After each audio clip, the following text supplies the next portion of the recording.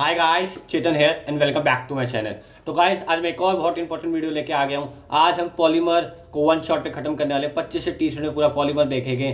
तो जैसा कि आपको पता है कि हमारी एक वन शॉट सीरीज चल रही है जिसमें हम चैप्टर को 25 से 30 मिनट में खत्म करते हैं। तो इस सीरीज में मैं ऑलरेडी 2 वीडियो बना चुका हूँ। हम मैथमेटिकल रीजनिंग और chemistry in everyday life with hardness of water को डिस्कस कर चुके हैं। तो आज हम डिस्कस करेंगे पॉलीमर, जिसको हम 25 से 30 मिनट में खत्म करेंगे।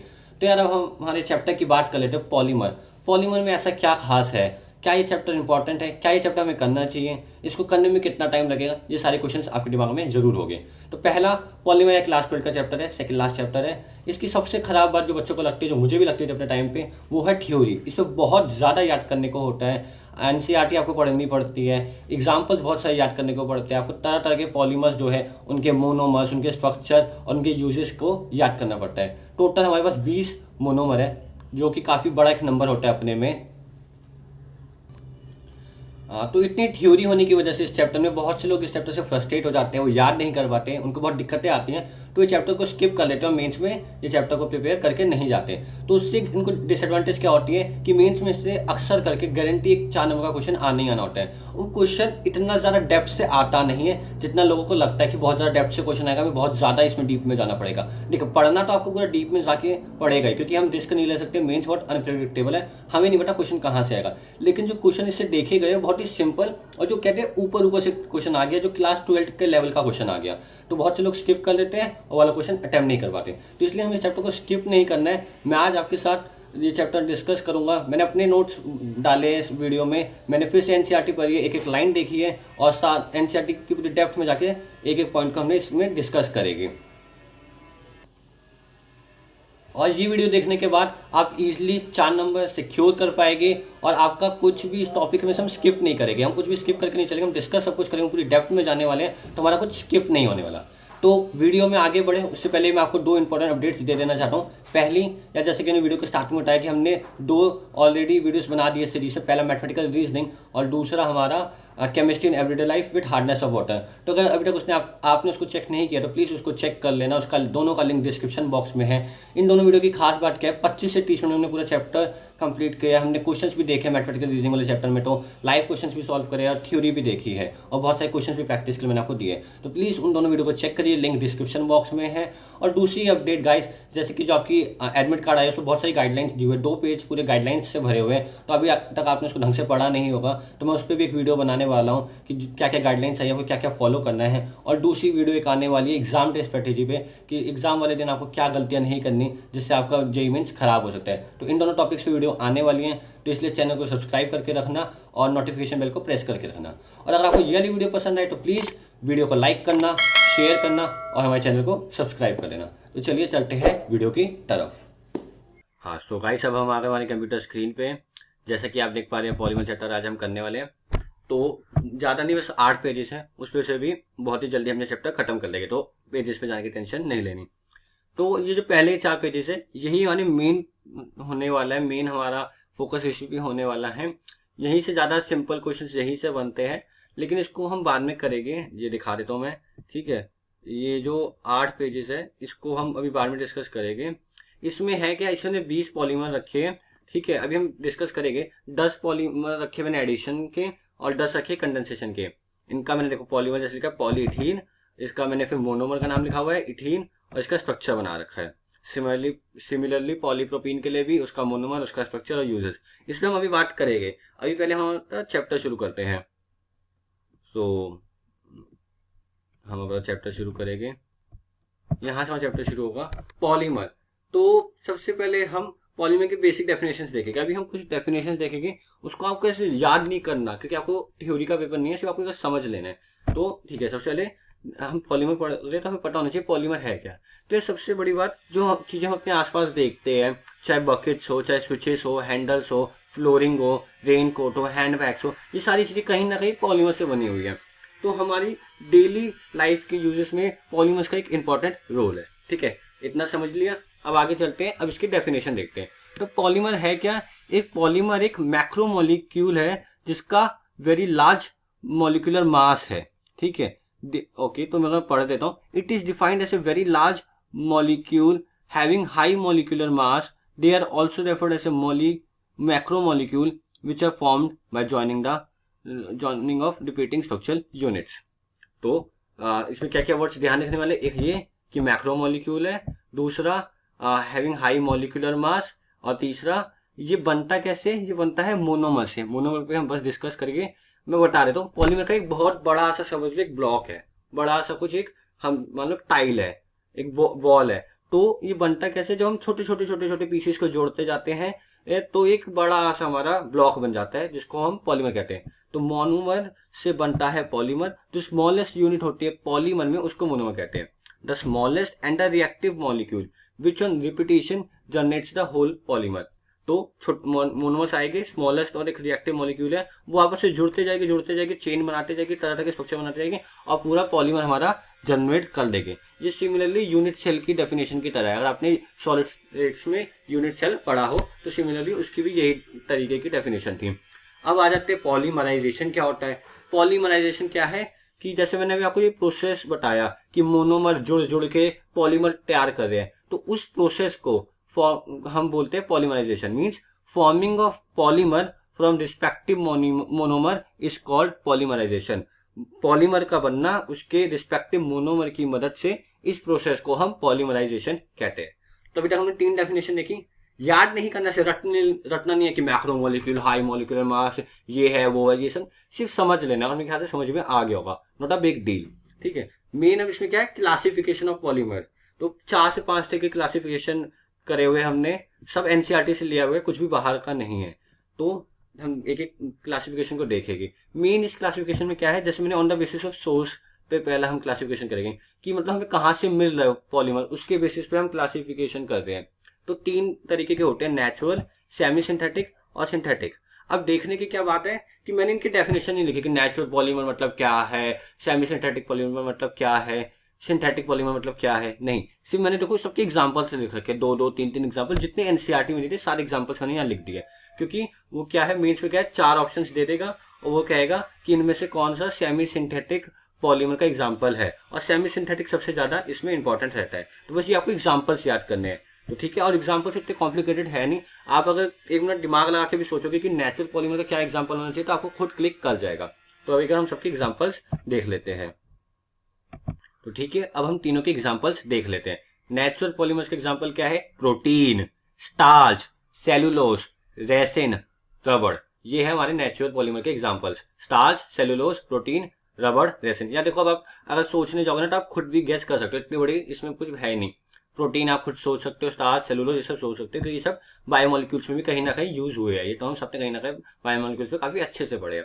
दूसरा सेमी सिंथेटिक, जिसको याद करना सही जरूरी है, थोड़ा सा आप मतलब अलग सा है, जिसका आप दिमाग से क्लिक ना कर पाए। तो सेमी सिंथेटिक के 2 एग्जाम्पल है, पहला सेलुलोज एसीटेट और दूसरा सेलुलोज नाइट्रेट। ठीक है। अब सेलुलोज एसीटेट को रेयन भी कहते हैं, क्योंकि ये चीज शायद से कहीं ना कई बार मेंस में पूछी हुई है, कई बार नहीं मतलब कभी ना कभी एक बार मेंस में पूछी हुई है, तो इसलिए मेरे को याद आया, मैंने आपको बता दिया। सेलुलोज एसीटेट को रेयन भी कहते हैं, तो याद रखना। और सेलुलोज नाइट्रेट, ये 2 एग्जांपल्स है हमारे सेमी सिंथेटिक के। सिंथेटिक के क्या याद ही नहीं करने, जो मैंने आपको वो 4 पेजेस दिखाए ना, जो हमें 20 याद करने हैं, वो सारे सिंथेटिक में आते हैं जो हमारे कोर्स में। Polythene, buna S, nylon 6, nylon 26, PHBV, novolac, bakelite, ये सारे हमारे सिंथेटिक पॉलीमर में आते हैं। हो गया, मुश्किल नहीं था। दूसरा अब देख लेते classification on the basis of structure. क्या है, जैसे मैंने बताया कि मोनोमर्स जुड़ जुड़ के पॉलीमर बनाते हैं, तो अब क्या वो तरह तरह के स्ट्रक्चर्स फॉर्म करते हैं, तो उनके बेसिस पे भी हमने अपने पॉलीमर्स को क्लासिफाई कर रखा है। 3 तरह के क्लासिफिकेशन है, पहला लीनियर पॉलीमर, दूसरा ब्रांच चेन पॉलीमर और तीसरा क्रॉस लिंक या फिर नेटवर्क भी बोलते हैं। ठीक है। आप समझे कि नहीं कि लीनियर में क्या एकदम स्ट्रेट वायर्स की तरह होता है, ब्रांच में हल्का हल्का घूम जाता है, क्रॉस लिंक में और घूम जाता है, ये सब इतना ध्यान रखने की जरूरत नहीं है। मेन जो इसके एग्जांपल, ठीक है, लीनियर पॉलीमर के एग्जांपल हाई डेंसिटी पॉलीथीन और पॉलीविनाइल क्लोराइड। पॉलीविनाइल क्लोराइड को PVC शॉर्ट फॉर्म में बोलते हैं, याद रखना, क्योंकि मैं कई जगह PVC बोलूंगा, पॉलीविनाइल क्लोराइड ऐसे ना बोलूं। ठीक है। दूसरा ब्रांच चेन का लो डेंसिटी पॉलीथीन और क्रॉस लिंक और नेटवर्क का बैकेलाइट और मेलामाइन। ठीक है। एक ये चीज देखने वाली है, ये लो डेंसिटी पॉलीथीन और हाई डेंसिटी पॉलीथीन काफी इंपॉर्टेंट रहने वाला है। इन दोनों को हमें थोड़ा सा डिटेल में पढ़ना है, दोनों की कंडीशंस देखनी है। तो ये हमारे लिए एक अच्छा टॉपिक है जिसमें हमें फोकस करना है। हम इसको एकदम लास्ट में भी डिस्कस करेंगे। ठीक है। जहाँ पे हम जीगला, नाटा, कैटलिस्ट का भी डिस्कशन करेंगे। हमारे 2 क्लासिफिकेशन हो गए। ठीक है, अब चलते हैं on the basis of polymerisation, on the basis of polymerisation. ठीक, तो जैसा कि मैंने आपके साथ डिस्कस किया अभी तक दो, अब पॉलीमराइजेशन हम ऑलरेडी डिस्कस कर चुके हैं कि मतलब वो क्या कहते हैं, मोनोमर को क्या कहते हैं, पॉलीमर का बनना मोनोमर की मदद से, उस प्रोसेस को पॉलीमराइजेशन कहते हैं। तो अब ये जो हमारा प्रोसेस हो रहा है ये तरह तरह के चीजों में हो सकता है। दो तरीके के रिएक्शन मेजरली देखे जाते हैं, एक होता है हमारा एडिशन रिएक्शन हो रहा होता है, कुछ पॉलीमर्स हमारे एडिशन रिएक्शन की मदद से बनते हैं और कुछ हमारे बनते हैं कंडेंसेशन पॉलीमर की मदद से। तो अभी इन दोनों के हमें एग्जांपल्स देखने हैं और देखना है कि दोनों में क्या है, तो थोड़ा इसको डिटेल में हमें देखना है। ठीक है, तो अब हम देख लेते हैं हमारा पॉलीमराइजेशन, जो दो टाइप के हमें पढ़ने हैं, एडिशन पॉलीमर और कंडेंसेशन पॉलीमर। एडिशन पॉलीमर का एक और नाम है चेन ग्रोथ और कंडेंसेशन का भी एक और नाम है स्टेप ग्रोथ। ये अभी हम देखने वाले हैं, तो नथिंग टू वरी, बस अभी इसके एग्जांपल्स देखो। एडिशन पॉलीमर के मैंने बताया शुरुआत में 10 पॉलीमर के नाम रखे हैं, वो सारे एडिशन पॉलीमर है, और कंडेंसेशन उसके बाद वाले हैं जो बाकी 10 रखे हैं। ठीक है, इसमें क्या है, एडिशन पॉलीमर में हमने डिस्कस कर लिया, एडिशन रिएक्शन हो रहा होता है मोनोमर्स के बीच में, और एलिमिनेशन रिएक्शन हो रहा होता है कंडेंसेशन पॉलीमर को बनाने के लिए। ठीक है, ये अब हमने देखना है, तीसरा क्लासिफिकेशन भी हो गया। देखो सिर्फ चीजें सुनते जाने। चौथा तो हल्का सा इंपॉर्टेंट है, जिससे मेंस में क्वेश्चन देखे गए हैं, on the basis of force. ये जो पॉलीमर्स बन रहे, जो मोनोमर्स इनको बना रहे हैं, इनके कुछ बीच में कुछ ना कुछ फोर्सेस होती है। ठीक है, फोर्स ऑफ अट्रैक्शन होते हैं, तो उसके बेसिस पे हमने अपने पॉलीमर्स को 4 बेसिस पे क्लासीफाई किया है। पहला इलास्टोमर्स, दूसरा फाइबर्स, तीसरा थर्मोप्लास्टिक, चौथा थर्मोसेटिंग। मेन इसके हम एग्जांपल्स याद रखने, क्यों, क्योंकि वो क्या है, हर एक एक एग्जांपल उठा देगा और कहेगा इनको इनकी स्ट्रेंथ के बेसिस पे लगाओ कि कौन सा जो सबसे स्ट्रॉन्ग है, फिर उसके बाद कौन सा, फिर उसके बाद कौन सा, फिर उसके बाद कौन सा। तो ये ऑर्डर दिया है, सबसे अच्छी फोर्स ऑफ अट्रैक्शन होती है थर्मोसेटिंग में, फिर फाइबर्स में, फिर थर्मोप्लास्टिक में, फिर इलास्टोमर्स में। ठीक है, इलास्टोमर्स में होती है वेंडरवॉल और फाइबर्स में होती है हाइड्रोजन बॉन्डिंग। तो ये आपको ऑर्डर ध्यान रखना है, क्योंकि वो एक एक एग्जाम्पल चारों से दे देगा और आपसे ऑर्डर बनवाएगा। तो एक बार इलास्टोमर्स के हम देख लेते हैं एग्जाम्पल्स, वो है buna S, buna N, neoprene. Fibres की क्या है, फाइबर्स की है 2 कैटेगरी है। ठीक है, एक है पॉलीअमाइड्स और पॉलीस्टर्स। तो पॉलीअमाइड्स के अंदर ना 3 तरह के पॉलीमर आते हैं, वो है नाइलॉन 66, नाइलॉन 26 और नाइलॉन 6। समझ में आया। और दूसरा कैटेगरी वाले पॉलीमर्स कौन से, पॉलिस्टर्स, वो है टेरिलीन, ग्लिप्टर और PHBV। फाइबर्स के भी हमने एग्जांपल्स देख लिए। थर्मोप्लास्टिक के, इसको याद करने की कोशिश करिए साथ साथ। थर्मोप्लास्टिक के है पॉलीथीन, पॉलीस्टीरीन और पॉलीविनाइल क्लोराइड। ठीक है, यहाँ पे पूरा नहीं लिखा, ये PVC है।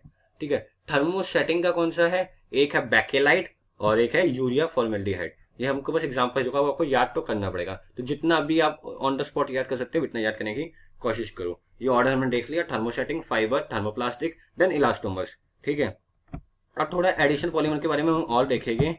तो एडिशन पॉलीमर को जैसे मैंने बताया कि उसका एक और नाम होता है चेन ग्रोथ, हमने ऑलरेडी देख लिया। ठीक है, अब ये जो हो रहा है वो किस मैकेनिज्म से ये प्रोसेस चलता है, 2 मैकेनिज्म देखे जाते हैं, एक फ्री रेडिकल और एक आयनिक स्पीसीज। ठीक है, हमारे जो सिलेबस है उसमें फ्री रेडिकल को ज्यादा इंपॉर्टेंस दी गई है, फ्री रेडिकल ज्यादा यूज करते हैं हम लोग। ठीक है, तो ये हमारा दूसरा पॉइंट क्लियर हो गया। अब इसके बाद जो हम मोनोमर्स यूज करते हैं एडिशन पॉलीमराइजेशन के दौरान, वो होते हैं अनसैचुरेटेड, मतलब उसमें डबल और ट्रिपल बॉन्ड देखा जाता है।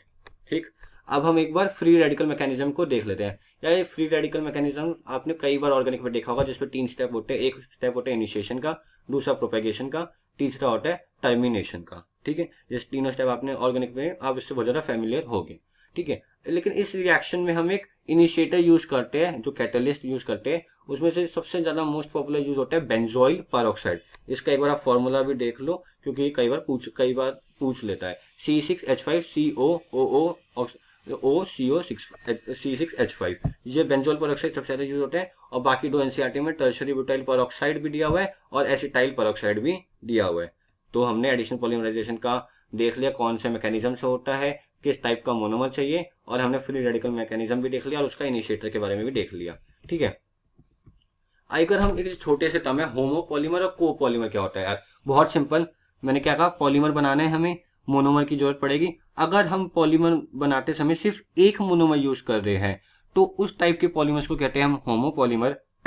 और अगर हम एक से ज्यादा मोनोमर यूज कर रहे हैं तो हम उसको कहते हैं कोपॉलीमर। ठीक है, इसके एग्जाम्पल है पॉलीविनाइल क्लोराइड, पॉलीएक्राइलोनाइट्राइल, जो होमोपॉलीमर। इनमें आप देखेंगे सिर्फ एक ही हमें मोनोमर चाहिए होगा, वो हमारा पूरा काम कर देगा। कोपॉलीमर क्या है, जिसमें हमें एक से ज्यादा मोनोमर चाहिए, जैसे नाइलॉन 66, और इसका एग्जांपल नहीं लिखा, मैं बता देता हूँ। नाइलॉन 66 और हमारा ब्यूना एस ब्यूनाइन, ये सारे इसके एग्जाम्पल है होमोपॉलीमर कोपॉलीमर के। तो हमें होमोपॉलीमर और कोपॉलीमर भी सिंपली समझ में आ गया। तो चलिए मूव करते हैं आगे।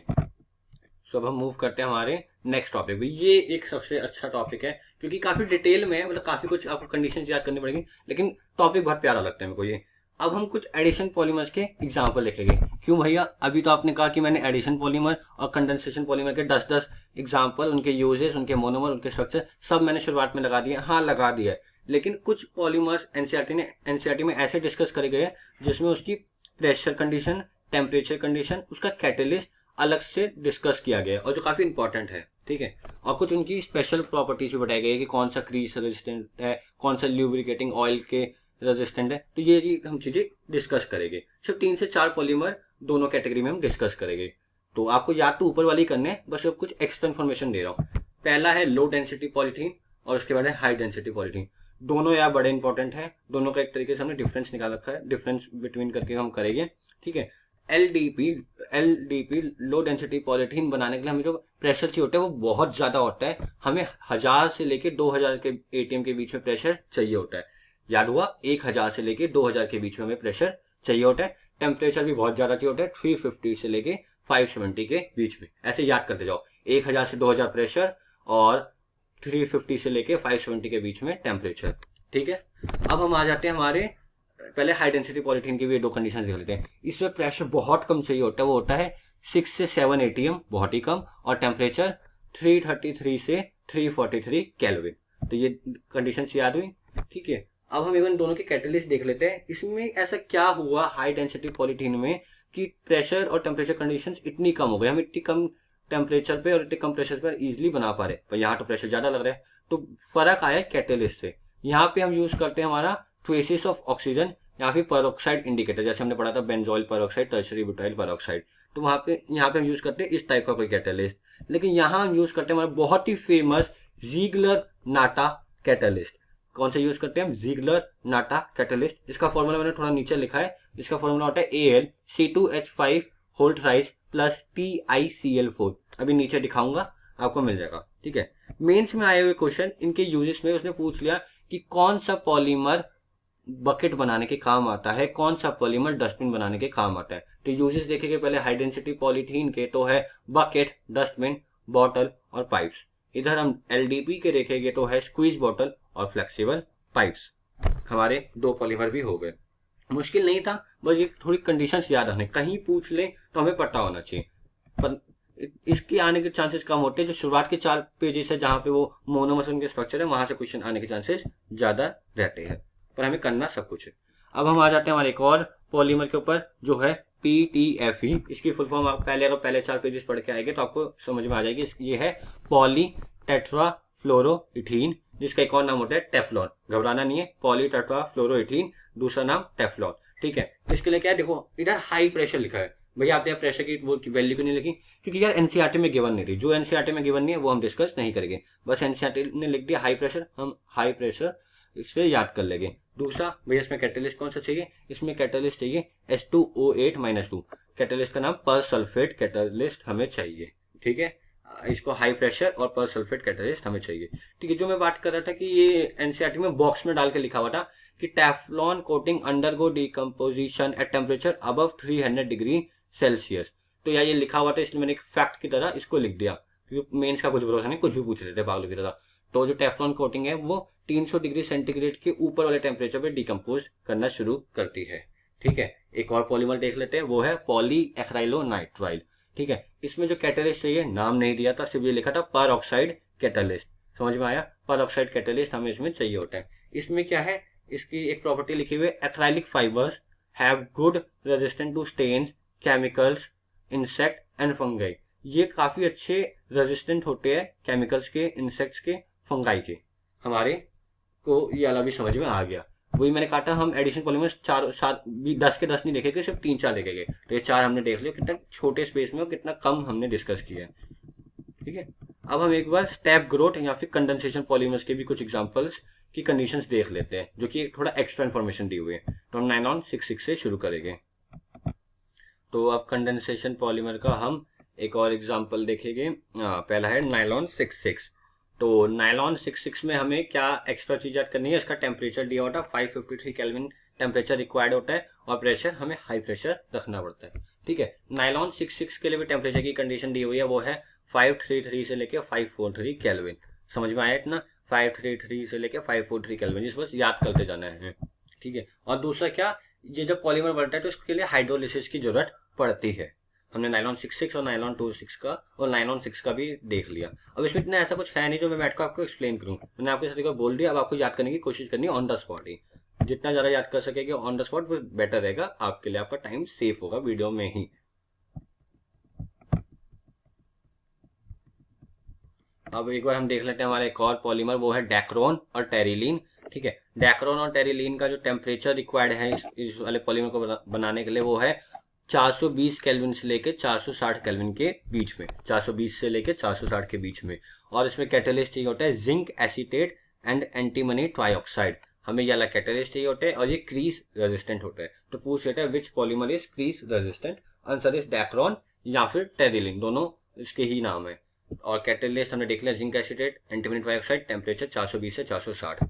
अब अगला हमारा देखेंगे फिनॉल फॉर्मेल्डिहाइड। ठीक है, इसमें दो तरीके के हम देखते हैं, नोवोलाइट और बैकेलाइट, बस दोनों के यूजेस में फर्क है, वो आपको आपकी पहले 4 पेजेस वाली शीट में मिलेगा। ठीक है, phenol formaldehyde polymers are the oldest synthetic polymer, ये एनसीईआरटी में लाइन दी हुई थी इसलिए लिख दी। और इस पॉलीमर को बनाने के लिए जो कैटेलिस्ट चाहिए होता है वो एक एसिड या फिर एक बेस हमें चाहिए होता है, तो हमने ये भी देख लिया। और यहाँ पे अब जीगलन नाटा कैटेलिस्ट जिसकी मैं बात कर रहा था उसका भी मैंने ये फॉर्मूला लिख दिया है, AlC2H5 whole twice plus DiCl4। ठीक है, ऑलमोस्ट बस हम खत्म है, हम लास्ट पेज पे आ गए, बस अब हमें इतना पढ़ना है हमारा खत्म। फिर हम जाएंगे हमारे पहले 4 पेजेस पे और एक उसको बस मैं आपको समझा दूंगा कैसे करना है। ठीक है, नेचुरल रबड़ के कुछ फैक्ट्स लिखे हुए, कुछ टेम्परेचर की वैल्यू दी हुई है।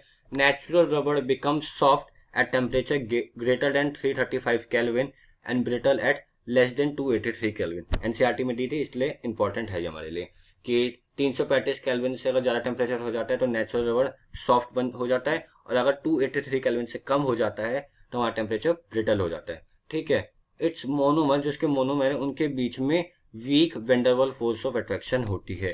तो उनके मोनोमर्स के बीच में कौन सी फोर्स प्रेजेंट है, वो है वेंडरवॉल फोर्स ऑफ अट्रैक्शन।